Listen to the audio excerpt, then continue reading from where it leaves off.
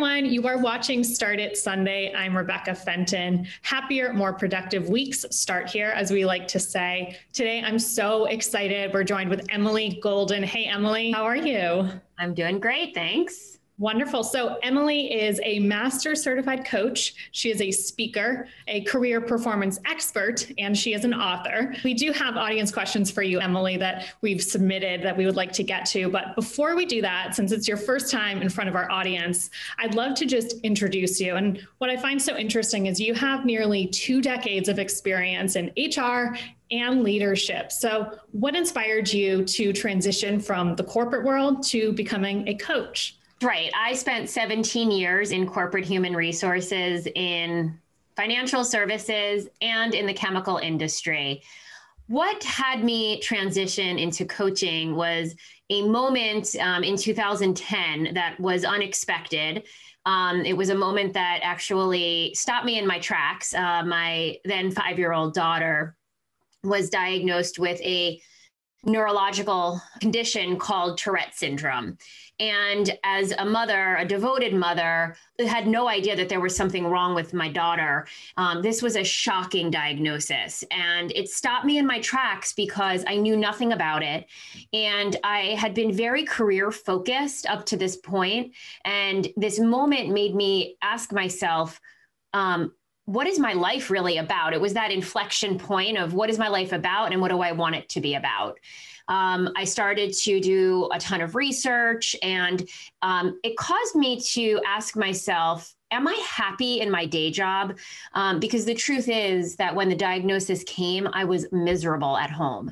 Not because she was making me miserable. She's always been so sunshiny and amazing, but because I didn't know how to best parent her. The thought of being miserable in my day job while raising a child like this was really challenging. Fast forward, my husband and I talked a lot about what was it that was going to bring me joy professionally. And the fact is I didn't know, but I knew it wasn't working in human resources, climbing the ladder. That didn't stop me from then continuing to get promoted and growing my career for the next 5 years. But it had me looking through a different lens of like, what can I learn about myself and what do I want to do from this point forth? And in 2015, I found coaching.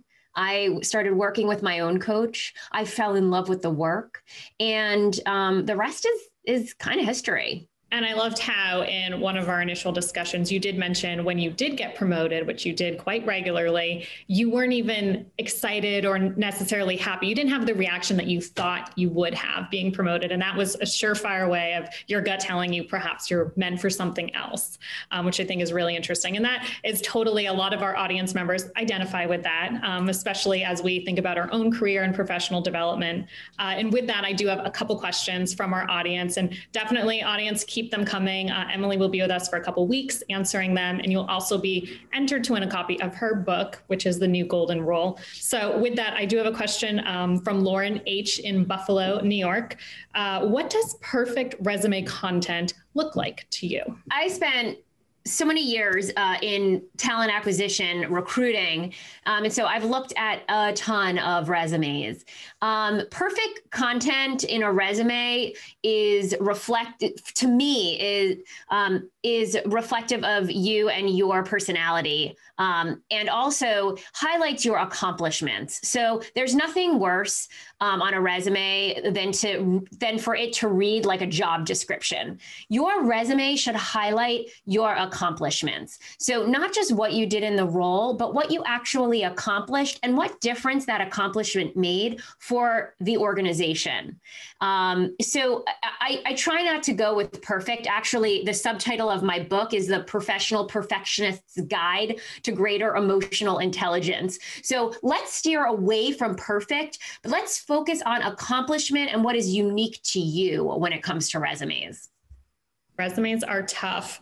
And another question, this comes from Veronica W. in Washington, D.C. I personally love this question. How do I go about finding a mentor? Mentors are so underutilized in my opinion, and so, so important. And I encourage and implore all of you to have at least one mentor.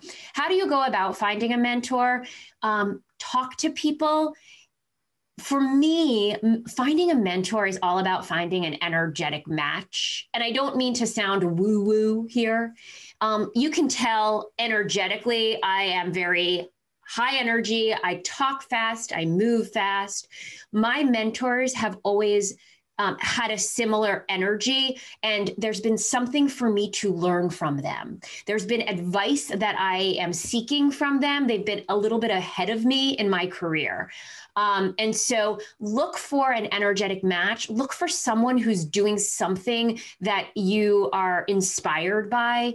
Talk to people and kind of interview for mentors.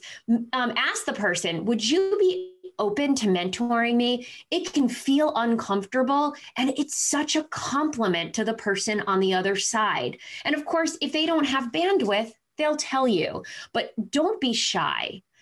The other thing I want to say about mentorship is let's flip conventional wisdom on its head and recognize that while we want to learn from a mentor, it doesn't necessarily mean the mentor needs to be older than us or needs to even have a job at a higher title than us.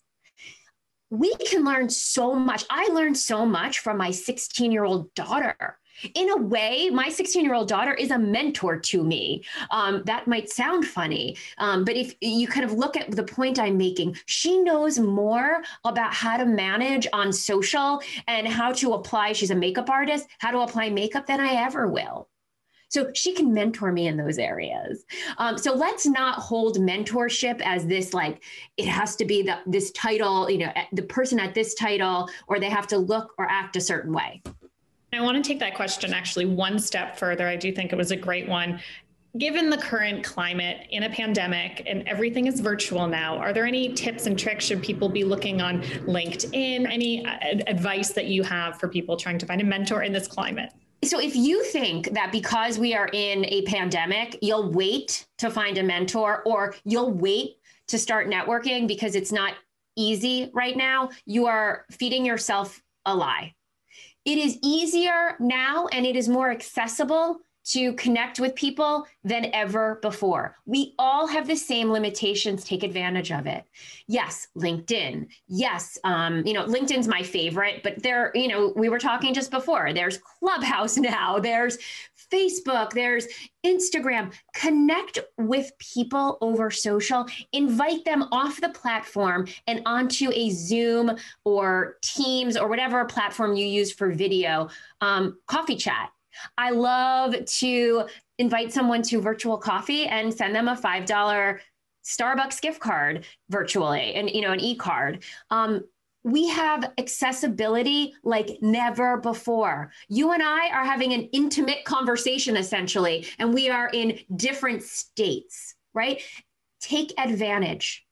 I love that advice. And most people right now do have the time, so you can take advantage of their availability in this climate. So great answers there.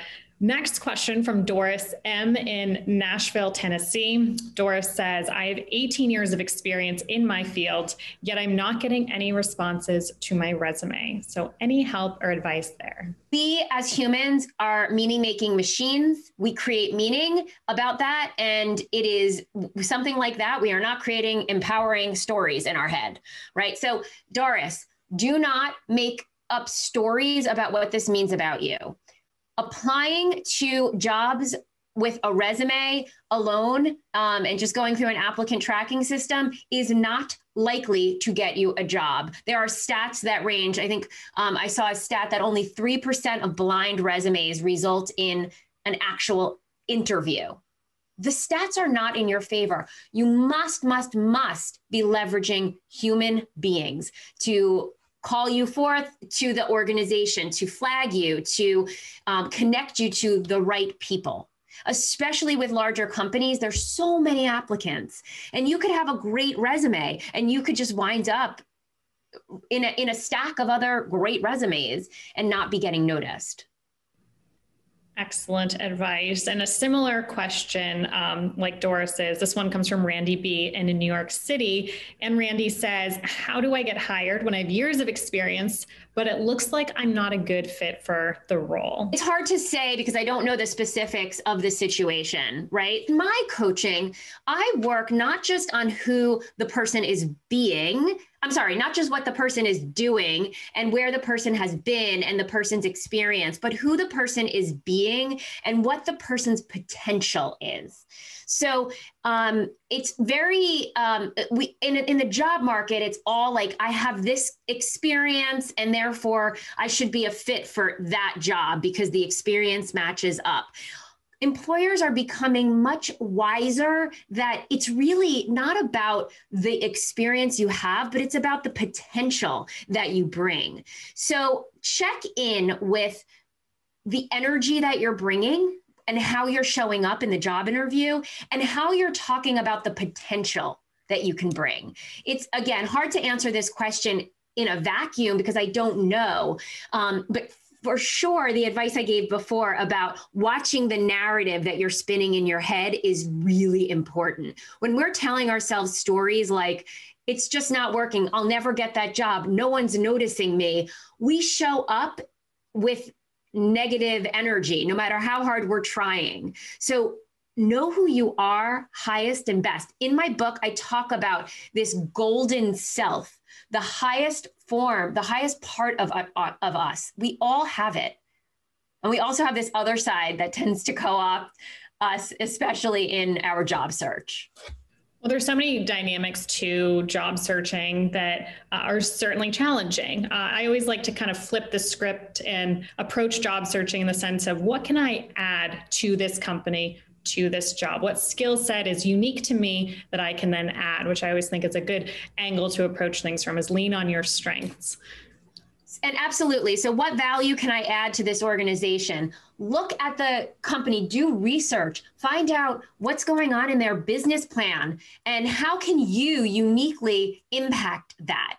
The other thing to know, and this is so important, is that there's so many reasons why your application may not be being moved forward. And few of them have anything to do with you personally. I worked in HR for many years. I have seen this, on the front lines. Well, it's also definitely challenging to showcase who you are in a resume, in a one-page letter. So that's the challenge. How do you get past that gate? Yeah. Thank you so much, Emily. This has been so wonderful. We are on Clubhouse. This is a new initiative, a new social platform. I'm sure you all are involved in somehow, but Emily has offered to jump in from time to time. So we will keep you posted with more details. In the meantime, thank you so much, Emily. This has been so wonderful catching up. Rebecca, thanks for having me. It's been such a pleasure too.